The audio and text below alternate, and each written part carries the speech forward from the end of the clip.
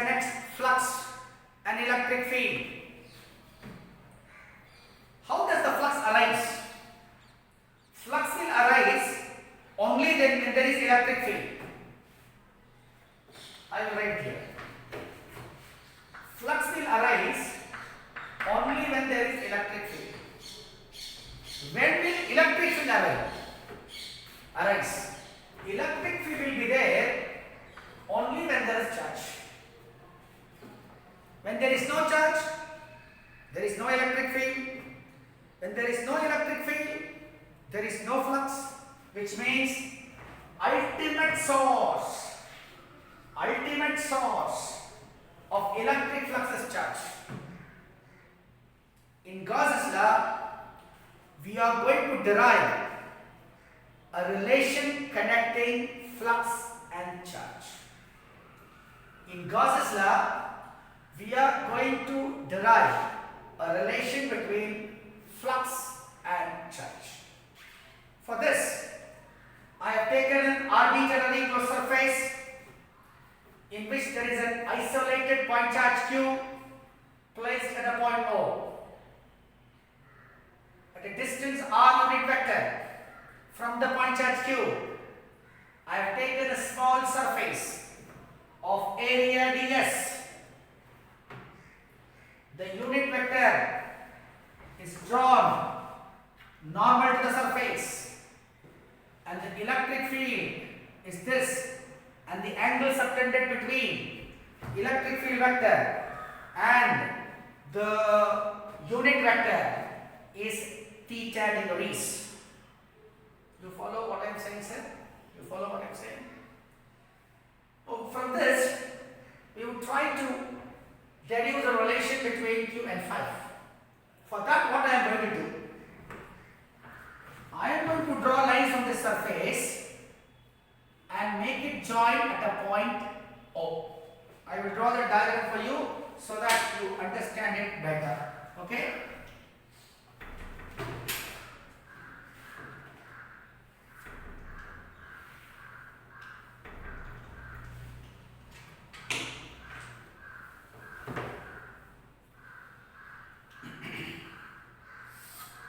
Okay.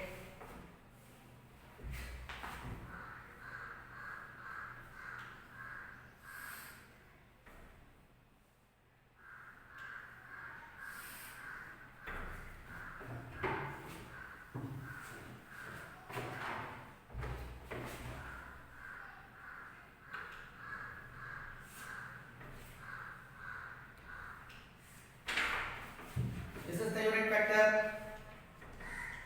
This is the electric field vector. Angle subtended is theta. Okay. This is O, where you have a charge Q. The solid angle. This I will denote it as d omega. Okay.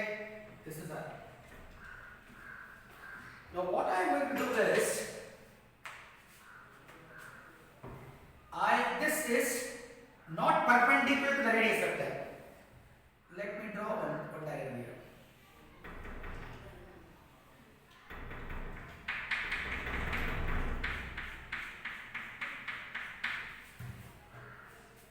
Let us make it very clear.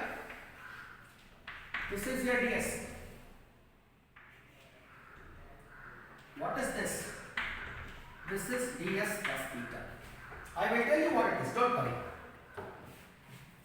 We are now considering this small element of area ds, in which is at a distance r from the point charge. Therefore, electric flux passing through this element, the electric flux passing through this element, I will write it as E vector dot n unit vector into ds. No doubts in this. I want to calculate what is the total flux. Total in electric flux. The total normal flux through the entire surface. Through the entire surface. All that I need to do is integrate this expression. Phi E. This is d phi E is equal to integral the surface E vector dot n unit vector into ds. Is that okay to you, sir? I know what is the expression for electric field. Therefore, I write but electric field E vector is q by 4 pi epsilon naught r square into r unit vector. This value of E I can substitute here. Therefore, my expression becomes phi E is equal to integral to the surface, okay, q by 4 pi epsilon naught r square r unit vector dot n unit vector into this. Is that okay to you, sir? Is that okay to you, sir? Now, I will expand this further. I get integral the surface q by 4 pi epsilon naught r squared. This is 1 into 1 cos theta. 1 into 1 is 1. Therefore, I write cos theta into ds. For those who have not understood that, r unit vector dot n unit vector is 1 into 1 into cos theta. 1 into 1 is 1. Therefore, cos theta. Therefore, into ds. Now, what is this ds cos theta? ds cos theta is projection of ds normal to the radius vector. Please note. ds cos theta is projection of ds normal to the radius vector. This ds cos theta, let us put it as dA because it is going to just give you this area. Therefore, put ds cos theta as dA. For those who have not understood, this is area ds. Projection of ds normal to this radius vector is ds cos theta. This is again area. Instead of writing it as ds cos theta, I am going to denote it as dA. Therefore, this expression becomes phi E is equal to, okay, integral the surface q by 4 pi epsilon naught r square into d. Okay. Let us take the constants outside. If I take the constants outside, I get q upon 4 pi epsilon naught integral the surface dA upon r square. If you remember our previous topic, solid angle is area into r square. Exactly the same is there. Therefore, I can replace this as since I will write it here, since dA upon r squared is solid angle d omega is equal to solid angle d omega. This solid angle d omega, I will write this as equal to q by 4 pi epsilon naught integral the surface d omega. In my previous topic, I told you, if you have an arbitrary closed surface or a sphere, the solid angle subtended is 4 pi. Therefore, this will become phi E is equal to q by 4 pi epsilon naught into 4 pi. 4 pi will go off to give me q by epsilon naught. So I have arrived at an expression which I can conveniently write it as phi E is equal to Q by epsilon naught. I said I am interested in getting an expression for flux and charge. I have got it. It's not necessary I need to write it like that. I will as well write it as, since there is nothing here to do with the diagram, let me rub this diagram off. What I have done here, let me explain once again. I have taken a point charge. It is enclosed by an arbitrarily closed surface of area S. I have taken a small surface of area ds. This area ds is at a distance r, unit vector, from the point charge. I have drawn a unit vector normal to the surface.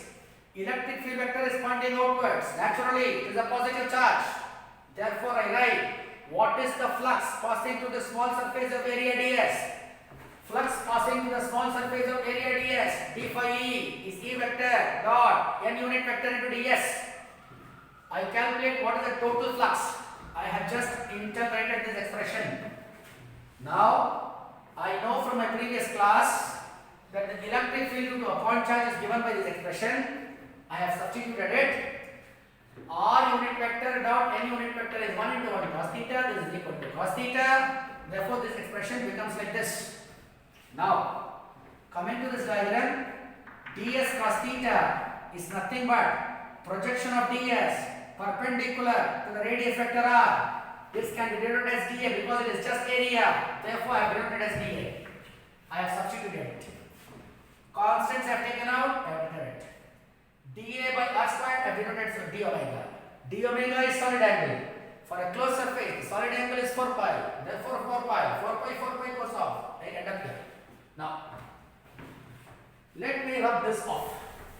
Let me rub this off to tell you further an important point.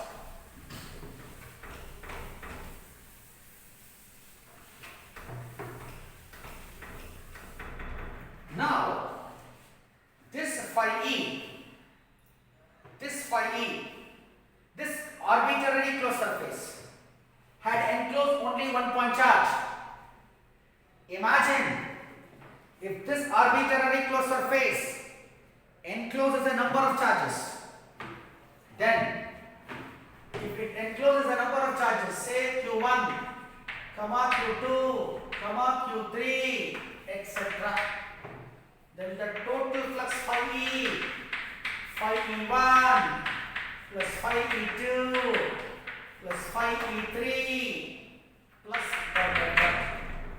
can be written as Q1 epsilon naught, Q2 epsilon naught, Q3 epsilon naught, In other words, phi E integral over the surface E vector dot n unit vector ds total charge upon epsilon naught.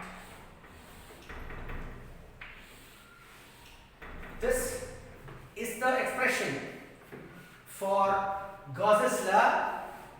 This is used to find out electric field intensity in a charge distribution. I will let you know more about that in a minute from now. Now, how do I define Gauss law?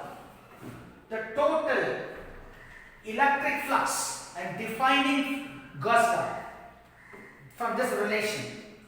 The total electric flux coming out of a surface is equal to 1 by epsilon naught times the total charge enclosed within the closed surface. I repeat, the total electric flux coming out of a closed surface is equal to 1 by epsilon naught times the total charge enclosed within the closed surface. Now, let me rub this off to tell you one more important thing about this.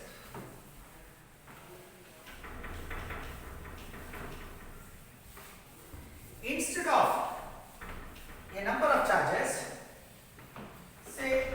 counted. Imagine your closed surface has so many number of charges that you are not in a position to so close that you are not able to add it, count it. In which case, if the point charges are very large in number, they can be described by volume density rho. Already we are familiar with volume density rho. Volume density rho is charge upon volume. Therefore, this expression I will write as integral of the surface E vector dot n unit vector ds is equal to 1 by, okay, 1 by epsilon naught. This charge now it has to be written in terms of volume charge density. Therefore, I write volume integral, or you can write triple integral. When I say triple integral, it is volume rho into d. Charge is rho into volume. Volume is rho into volume charge. Instead of volume, I have written as dV. Triple integral. The problem here is left hand side of this equation has a surface integral. The right hand side of the equation is a volume integral. They cannot go side by side, and therefore you have to change the surface integral into volume integral. Therefore, what do I do? Using divergence theorem, right? For changing surface integral into volume integral.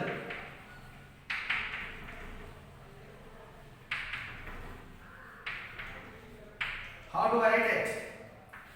Integral of the surface E vector dot n unit vector ds is equal to triple integral del vector dot E vector into ds. This is using divergence theorem. Now let me substitute it here. Therefore, this equation becomes triple integral del vector dot E vector ds is equal to 1 by epsilon naught triple integral rho dv. Now this can also be written as triple integral del vector dot E vector, okay,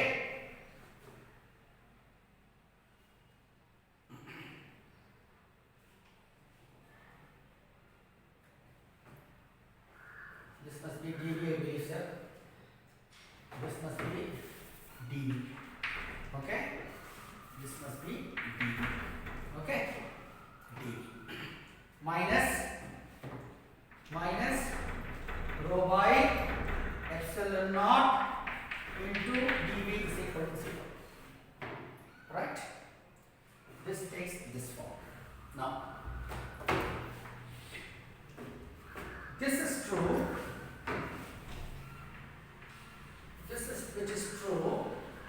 which is true for any arbitrary surface.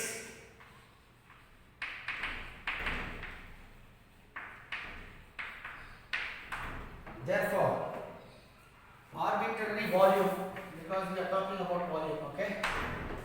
Therefore, del vector dot E vector minus rho by epsilon is equal to 0, or del vector dot E vector is rho by epsilon naught. This is differential